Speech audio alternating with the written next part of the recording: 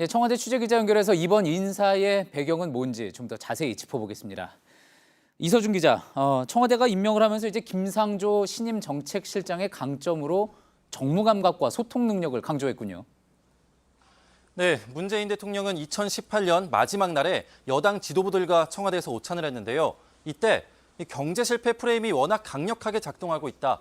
경제 성과가 있어도 국민에게 제대로 전달되지 않아 안타깝다. 이렇게 말했습니다. 청와대 고위 관계자에 따르면 문 대통령의 이 같은 고민이 최근까지 계속돼 왔다고 합니다. 김상조 실장이 국민 눈높이에 맞게 이 경제 정책과 기조를 잘 전달할 수 있는 이 적임자라고 판단한 것 같습니다. 예, 그렇다면 국민에게 잘 전달이 될 수 있도록 앞으로 김상조 정책실장은 좀 더 적극적인 소통 행보를 보일 것이다. 이렇게 해석을 할 수 있을까요? 네, 김상조 실장은 오늘 취임 인사말을 통해서도 두루 만나고 적극 설명하겠다는 뜻을 밝혔습니다. 한번 들어보시죠.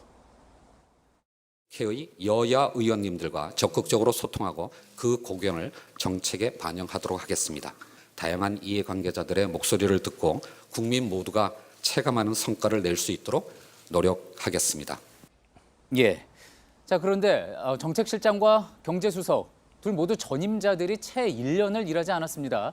교체 시점을 지금으로 잡은 배경은 뭐라고 볼 수 있을까요? 일단은 여당에서 문 대통령에게 건의를 하면서 전격 단행된 것으로 전해지고 있습니다. 7월 초 하반기 경제정책 방향을 발표를 하는데 하반기 시작 전에 전격 교체를 해서 분위기 쇄신을 노린 것으로 보입니다. 또 야당이 총선 국면을 앞두고 경제 관련 집중 공세를 펼 텐데 이에 선제적으로 대응하겠다는 뜻도 반영된 것으로 전해집니다. 예. 그런데 보통 하나하나 이제 단계적으로 바꿔가는 경우들도 많았었는데 이번에 정책실장과 경제수석을 동시에 교체를 했습니다. 이에 대해서 청와대는 뭐라고 설명을 했습니까? 청와대 경제사령탑 2명이 동시에 교체가 되면서 경질성 인사냐는 의문도 제기됐는데 그건 아니라는 입장입니다. 다만 문 대통령이 경제참모들과 부처에 올해 내내 강조해온 게 국민이 체감할 수 있는 가시적 성과입니다.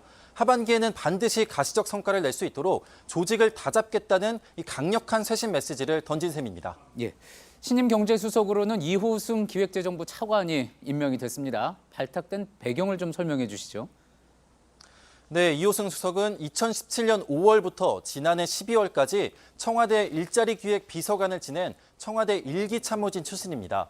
현 정부 경제정책 기조와 이 국정 철학을 공유하고 있는 겁니다.